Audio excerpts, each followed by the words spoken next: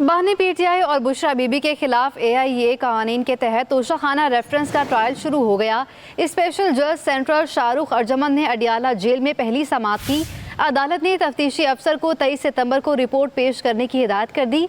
मुल्जिमान की जमानतों की दरखास्तों पर समाअत भी आइंदा तारीख तक मुलतवी कर दी गई। नैब तरामीम के बाद ये पहला केस है जो एफआईए को ट्रांसफर हुआ है। स्पेशल जज सेंट्रल शाहरुख अर्जमन ने अडियाला जेल में पहली समाअत की।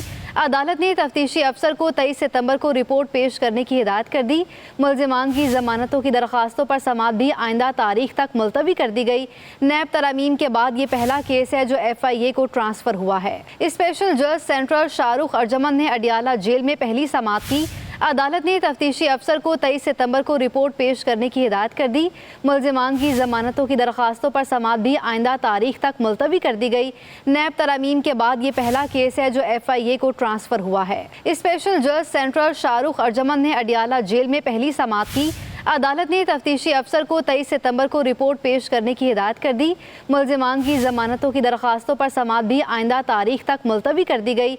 नैब तरामीम के बाद ये पहला केस है जो एफआईए को ट्रांसफर हुआ है। स्पेशल जज सेंट्रल शाहरुख अर्जमन ने अडियाला जेल में पहली समाअत की। अदालत ने तफ्तीशी अफसर को 23 सितंबर को रिपोर्ट पेश करने की हिदायत कर दी। मुल्जिमान की जमानतों की दरखास्तों पर समाअत भी आइंदा तारीख तक मुलतवी कर दी गई।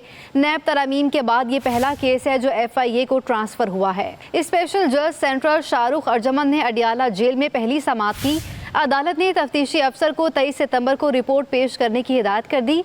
मुल्जिमान की जमानतों की दरखास्तों पर समाअत भी आइंदा तारीख तक मुलतवी कर दी गई। नैब तरामीम के बाद ये पहला केस है जो एफआईए को ट्रांसफर हुआ है। स्पेशल जज सेंट्रल शाहरुख अर्जमन ने अडियाला जेल में पहली समाअत की। अदालत ने तफ्तीशी अफसर को 23 सितंबर को रिपोर्ट पेश करने की हिदायत कर दी। मुल्जिमान की जमानतों की दरखास्तों पर समाअत भी आइंदा तारीख तक मुलतवी कर दी गई। नैब तरामीम के बाद ये पहला केस है जो एफआईए को ट्रांसफर हुआ है।